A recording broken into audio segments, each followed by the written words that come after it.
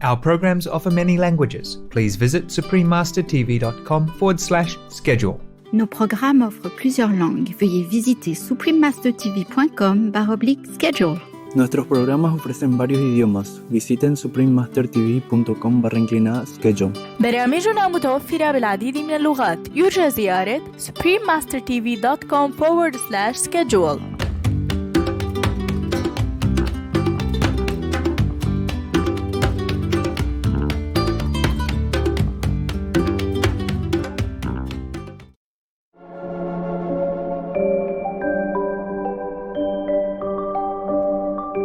What is the relationship between the brain and consciousness? Does the brain create consciousness? Let's think about the philosophical implications. If the brain creates consciousness, then when the brain dies, consciousness is gone. Memories, thoughts, feelings, emotions, they go away because the brain is the producer of all those things. So when the physical body dies, there's no more consciousness. However, if consciousness is fundamental, it's like a whirlpool that stops being a whirlpool, the water dissolves into the broader stream. It doesn't leave the stream, it simply transitions into a new form. So the notion that we are not finite beings has big implications for how we think about our own lives and the importance of what we're doing in a physical body. The Curious Relationship Between the Brain and Consciousness, Part 1 of 3. Continue watching to find out more.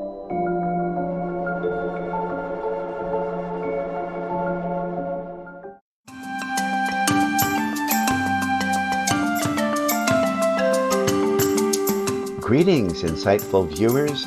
We're honored to have Ms. Matilda Zida present our three-part program, The Curious Relationship Between the Brain and Consciousness.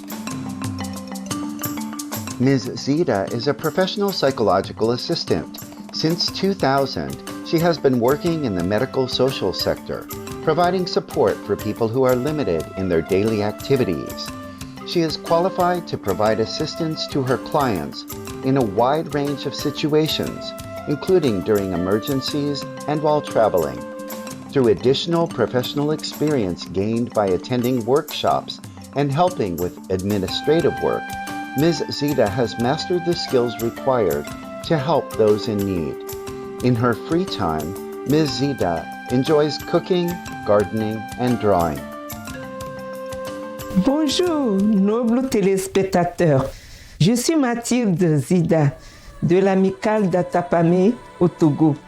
Le peuple aimant de mon pays vous souhaite d'avoir un cœur paisible et heureux.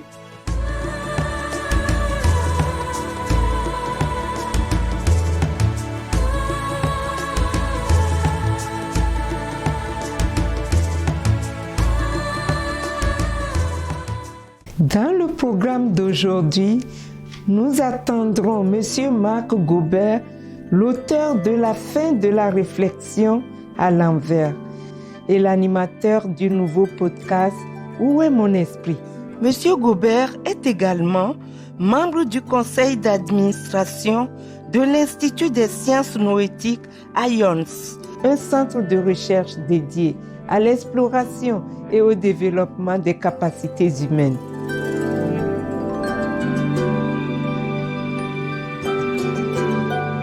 Monsieur Gobert, qui était autrefois banquier à Wall Street, est actuellement un partenaire commercial du Sherpa Technology Group, une banque d'investissement et de stratégie axée sur la technologie.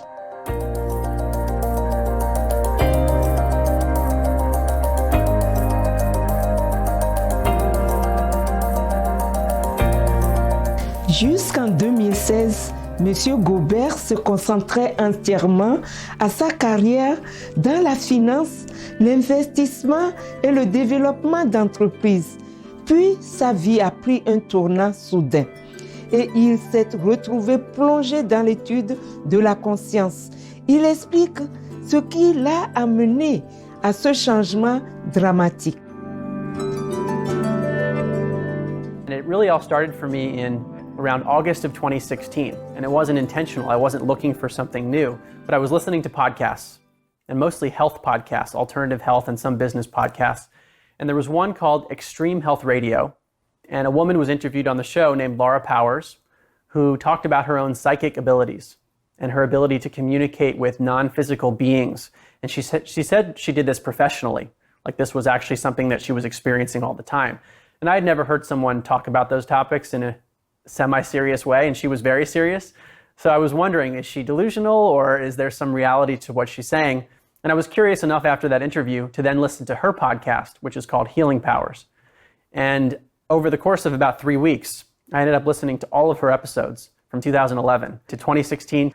And what I realized is that many people were describing similar things to what she was saying in her interview. So at that point, I became very interested because it seemed like there were independent accounts of people describing phenomena that I had not really heard of before. And I realized that if any of those things were true, then I would have to rethink my life and how I think about reality and who and what we are. So that really catapulted me into a research frenzy where it was basically obsessive. All I wanted to do was research these topics because the more I researched, the more I realized that everything I thought I knew about reality needed to be reconsidered. So I spent about a year doing almost nothing but researching when I wasn't in the office because I still do work. But when I wasn't working, all I wanted to do was research. And that was listening to podcasts, reading books, reading scientific papers, watching YouTube videos.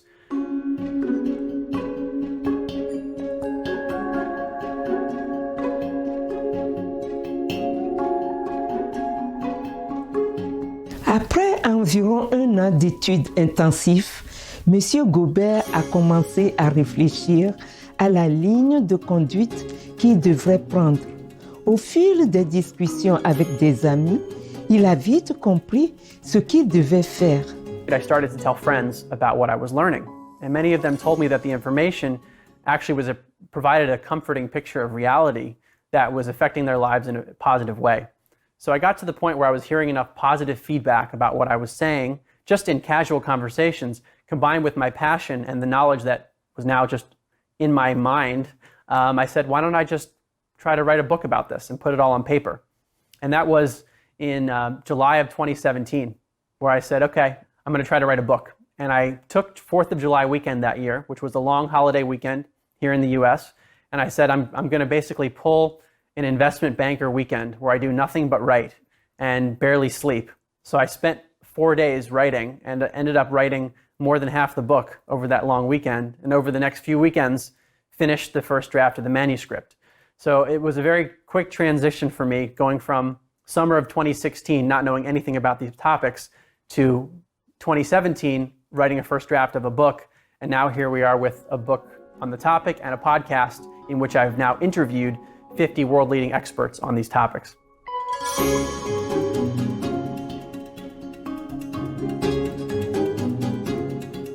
Nous prendrons un moment pour réfléchir à la vie et à son sens.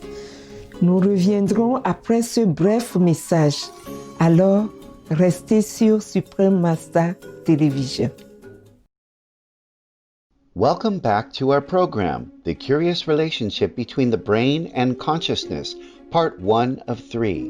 We'll now hear again from our host, Ms. Matilda Zida.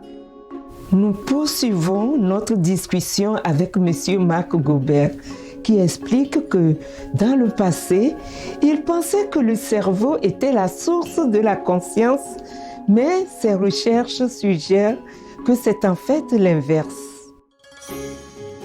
When I think of consciousness, I mean our subjective inner experience or awareness. When I say that I am speaking to you, that I is what I mean by consciousness. It's not physical, it's not my body, it is that which is experiencing the body, that's consciousness. So anyone watching this right now, your consciousness is what is experiencing this interview. So that's how we define consciousness. And in fact, Science Magazine has said it's the number 2 question that's remaining in all of science. So there's a big question of how something that's non-physical could arise from a body and a brain that's physical.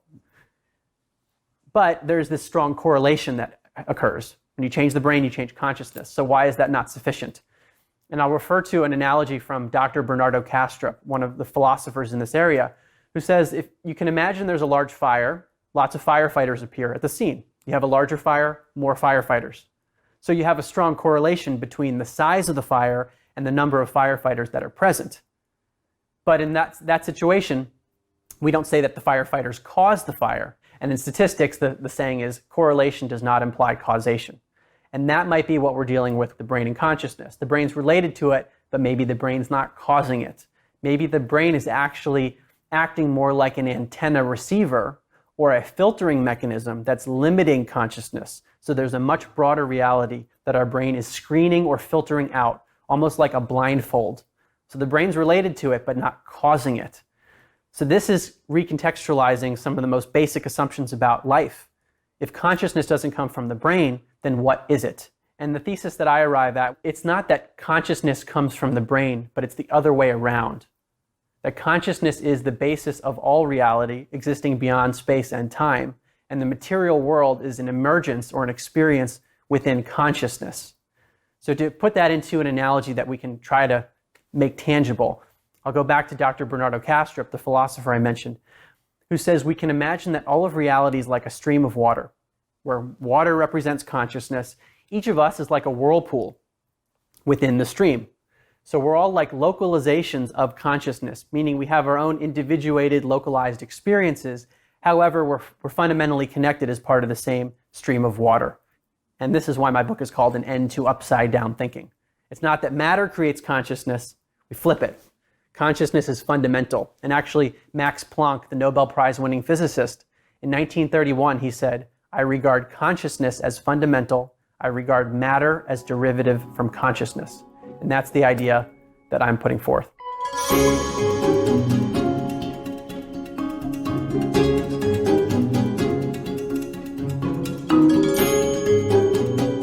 Let's think about the philosophical implications. If the brain creates consciousness, then when the brain dies, consciousness is gone. Memories, thoughts, feelings, emotions, they go away because the brain is the producer of all those things.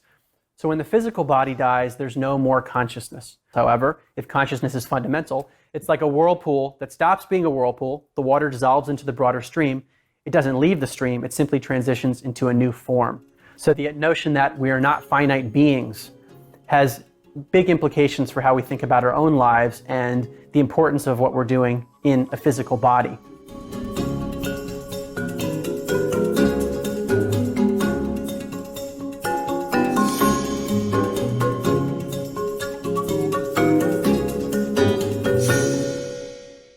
Nous remercions Monsieur Marc Gobert d'avoir partagé ses réflexions sur le cerveau et la conscience. Soyez bénis pour votre noble travail. For more information about Mr. Marc Gobert, please visit marcgobert.com. Téléspectateurs extrêmement intelligents, merci pour votre compagnie aujourd'hui. Retrouvez-nous le mercredi 30 octobre pour la deuxième partie de cette série. Dans un instant, une planète plus pure, projet de révalorisation du tissu chirurgical juste après les nouvelles déceptions. Avec la grâce du ciel, puissiez-vous renforcer votre amour pour tous les êtres chaque jour.